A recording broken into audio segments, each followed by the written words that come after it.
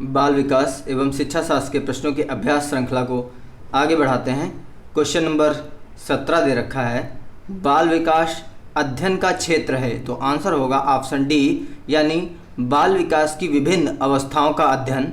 बाल विकास की विभिन्न अवस्थाओं का अध्ययन, वातावरण का बाल विकास पर पड़ने वाले प्रभावों का अध्ययन, वातावरण का बाल विकास पर पड़ने वाले प्रभावों का अध्ययन, वैयक्तिक विभिन्नताओं का अध्ययन, वैयक्तिक विभिन्नताओं का अध्ययन, अर्थात आंसर होगा ऑप्शन डी, उपरोक्त सभी। व्याख्या देखते हैं। मनुष्य के जन्म से लेकर किशोरावस्था के अंत तक उनमें होने वाले जैविक व मनोवैज्ञानिक परिवर्तनों को बाल विकास कहते हैं तथा इसके अंतर्गत बालक के शारीरिक विकास, मानसिक एवं व्यवहारिक परिवर्तनों तथा वातावरण का बालक पर पड़ने वाले प्रभाव का अध्ययन किया जाता है। इसके साथ ही बालक के वैयक्तिक भिन्नता का भी अध्ययन किया जाता है। क्वेश्चन नंबर 18 दे रखा है, सर्वाधिक उपयुक्त जीवित रहता है, यानी सर्वाइवल ऑफ द फिटेस्ट का सिद्धांत है। यहाँ पे पूछा है किसने दिया, क्वेश्चन पूछ रहा है सर्वाधिक उपयुक्त जीवित रहता है यानी सर्वाइवल ऑफ द फिटेस्ट का सिद्धांत किसने दिया। तो आंसर दे रखा है ऑप्शन सी, डार्विन ने। डार्विन का है यह सिद्धांत। चार्ल्स डार्विन ने क्रम विकास का सिद्धांत प्रतिपादित किया। क्रम विकास जैविक आबादी के आनुवांशिक लक्षणों के पीढ़ी दर पीढ़ी परिवर्तनों को कहते हैं। इस सिद्धांत के अनुसार जो प्राणी स्वयं को प्रकृति के अनुरूप नहीं ढाल पाता, उनका अस्तित्व समाप्त हो जाता है तथा केवल वे ही प्राणी जीवित रहते हैं जो स्वयं को प्रकृति के अनुरूप ढाल पाते हैं। क्वेश्चन नंबर 19 दे रखा है, बिने साइमन परीक्षण द्वारा मापन किया जाता है। बिने साइमन परीक्षण द्वारा मापन किया जाता है। आंसर होगा ऑप्शन बी, विशिष्ट बुद्धि का। विशिष्ट बुद्धि का व्याख्या दे रखी है, विशिष्ट या व्यक्तिगत बुद्धि परीक्षण का मापन बिने साइमन बुद्धि परीक्षण द्वारा किया जाता है। 1905 में बिने साइमन नामक 2 मनोवैज्ञानिक द्वारा इस परीक्षण की शुरुआत की गई थी।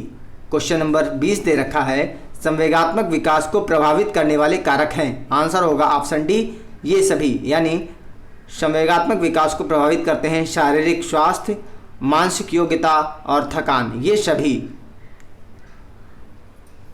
व्याख्या में बताया गया है, संवेगात्मक विकास का तात्पर्य परिवर्तन से है। जैसी परिस्थितियां उत्पन्न होती हैं उसी के अनुरूप बालक अपने संवेग व्यवहार को प्रदर्शित करता है। संवेगात्मक विकास कई प्रकार के आंतरिक एवं बाह्य कारणों से प्रभावित होता है, जैसे शारीरिक स्वास्थ्य, मानसिक योग्यता, थकान, परिस्थिति आदि। क्वेश्चन नंबर 21 दे रखा है, सामाजिक स्वास्थ्य के अनुरूप सामाजिक प्रत्याशाओं के अनुरूप व्यवहार की योग्यता का अधिगम सामाजिक विकास कहलाता है। उक्त कथन किसका है ये बताना है। तो आंसर होगा ऑप्शन ए, हरलॉक का है। हरलॉक प्रसिद्ध मनोवैज्ञानिक थे जिन्होंने समाज का प्रभाव बालक के विकास एवं अधिगम पर किस प्रकार पड़ता है बताया है। हरलॉक प्रसिद्ध मनोवैज्ञानिक थे जिन्होंने समाज का प्रभाव बालक के विकास एवं अधिगम पर किस प्रकार पड़ता है ये बताया है। हरलॉक के अनुसार सामाजिक प्रत्याशाओं के अनुरूप व्यवहार की योग्यता का अधिगम सामाजिक विकास कहा जाता है। क्वेश्चन नंबर 22 दे रखा है, सीखने का सर्वाधिक उपयुक्त अर्थ है। सीखने का सर्वाधिक उपयुक्त अर्थ है। आंसर होगा ऑप्शन सी, व्यवहार में परिमार्जन। व्यवहार में परिमार्जन। अधिगम का अर्थ होता है सीखना यानी लर्निंग। अधिगम का मुख्य उद्देश्य यानी लर्निंग का मुख्य उद्देश्य बालक के व्यवहार में परिवर्तन लाना है ताकि परिस्थितियों के अनुरूप खुद को समायोजित करने की कौशल का विकास हो सके। क्वेश्चन नंबर 23 दे रखा है, वाणी दोष नहीं है। क्वेश्चन नंबर 23 दे रखा है, वाणी दोष नहीं है। तो आंसर होगा ऑप्शन बी, धीमी या तेज गति से बोलना। धीमी या तेज गति से बोलना वाणी दोष नहीं है, धीमी या तेज गति से बोलना। क्वेश्चन नंबर इसकी व्याख्या देखते हैं। वाणी दोष का अर्थ अपनी बातों को स्पष्ट रूप से न कह पाना। स्पष्ट रूप से अपनी बात न कह पाने का कारण होता है हकलाना, तुतलाना, शब्दों का सही उच्चारण न कर पाना, धीमी या तेज गति से बोलना, वाणी दोष नहीं होता है, बल्कि पारिस्थितिक जन्य ध्वनि में परिवर्तन होता है। आपको धीमे बोलना है तो आप धीमे बोल सकते हैं, और तेज बोलना है तो आप तेज बोल सकते हैं। क्वेश्चन नंबर 24 दे रखा है, प्राथमिक स्तर पर मूल्यों की शिक्षा देने की सर्वोत्तम विधि है। प्राथमिक स्तर पर मूल्यों की शिक्षा देने की सर्वोत्तम विधि है। आंसर होगा ऑप्शन सी, अध्यापक के व्यवहार में मूल्य स्थापन। अध्यापक के व्यवहार में मूल्य स्थापन। हमारा समाज सांस्कृतिक रूप से बहुआयामी है, इसलिए शिक्षा के द्वारा उन सार्वजनिक और शाश्वत मूल्यों का विकास होना चाहिए जो हम लोगों को एकता की ओर ले जा सके। प्राथमिक स्तर पर मूल्य आधारित शिक्षा देने के कई विधियां होती हैं। सर्वोत्तम मुख्य विधि है महान व्यक्तियों के गुणों के बारे में बताना, दूसरी है मूल्यों के महत्व को बताना, तीसरी है अध्यापक द्वारा स्वयं मूल्य आधारित व्यवहार एवं आचरण अपनाना, और चौथी है कक्षा में अनुशासन बनाए रखना। क्वेश्चन नंबर 25 दे रखा है, मूल्यों के वर्गीकरण में सम्मिलित नहीं है। मूल्यों के वर्गीकरण में सम्मिलित नहीं है, तो आंसर होगा ऑप्शन बी, येन केन प्रकारेण धनार्जन का मूल्य। बिल्कुल ये नहीं होना चाहिए, मूल्यों के वर्गीकरण में ये नहीं होना चाहिए। येन केन प्रकारेण धन अर्जन का मूल्य।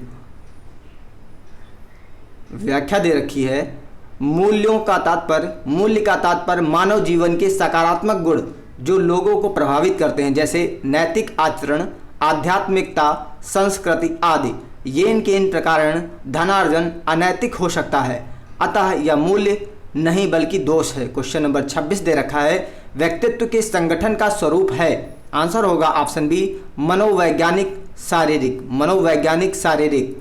व्याख्या दे रखी है, मनोवैज्ञानिक एवं शारीरिक गुणों के मिलने से एक अच्छे व्यक्तित्व का निर्माण होता है। इन दोनों गुणों में से किसी एक की भी अनुपस्थिति से व्यक्तित्व का संतुलन विकास नहीं हो सकता। व्यक्तित्व के संतुलित विकास नहीं हो सकता है। व्यक्तित्व का संतुलित विकास नहीं हो सकता है। क्वेश्चन नंबर 27 दे रखा है, आत्म केंद्रित व्यक्ति होता है अंतर्मुखी। आत्म केंद्रित व्यक्ति होता है अंतर्मुखी। अंतर्मुखी व्यक्ति का एक महत्वपूर्ण गुण आत्म केंद्रित है। ऐसे व्यक्ति अकेले रहना पसंद करते हैं तथा बाह्य परिस्थितियों के अनुसार खुद को समायोजित करने में कठिनाई महसूस करते हैं। ऐसे लोग निराशावादी होते हैं। क्वेश्चन नंबर 28 दे रखा है, अपने ऊर्जा बल लिबिडो को बाहर की ओर अभिव्यक्त करने वाले व्यक्ति का प्रकार होता है बहिर्मुखी। अपने ऊर्जा बल को बाहर की ओर अभिव्यक्त करने वाले व्यक्ति का प्रकार होता है बहिर्मुखी व्यक्तित्व। अपने ऊर्जा बल को बाहर की ओर अभिव्यक्त करने वाले व्यक्ति बहिर्मुखी प्रकार के होते हैं। ऐसे व्यक्ति बाह्य परिस्थितियों के अनुसार खुद को आसानी से समायोजित कर लेते हैं।